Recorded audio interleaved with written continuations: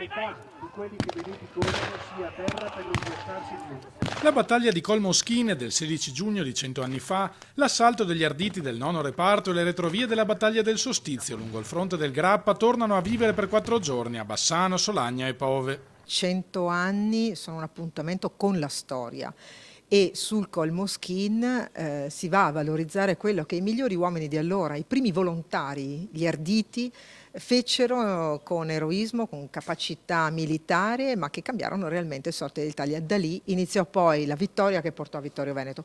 Clou delle celebrazioni saranno le 2 giornate di sabato e domenica con la cerimonia a Colmoschine e la rievocazione storica a Pove. Uno che arriva a Pove troverà Pove 1918, gli abitanti vestiti con gli abiti dell'epoca, avremo i muli che passeggiano per le vie, le salmerie, gli alpini, gli arditi, tutti come se fossero nel giugno del 1918. La rievocazione, diventata ormai tradizione, è stata inserita nel calendario ufficiale delle manifestazioni regionali per il centenario ed è sostenuta da Palazzo Balbi con 20.000 euro di finanziamento.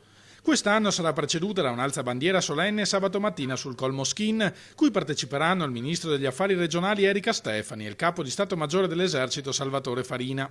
Una lezione di storia patria che continua a parlare al Veneto di oggi e alle generazioni di domani. Se si fosse rotta la diga del Grappa, le truppe austro-ungariche avrebbero per primi verso Bassano e poi tranquillamente anche il resto della pianura veneta. Così non fu, grazie senz'altro all'impegno di moltissimi soldati che sacrificarono spesso anche la vita. Ricordarli è un dovere. La guerra da qualunque parte venga osservata è sempre una sconfitta, perché è la sconfitta della ragione, del dialogo, del buonsenso.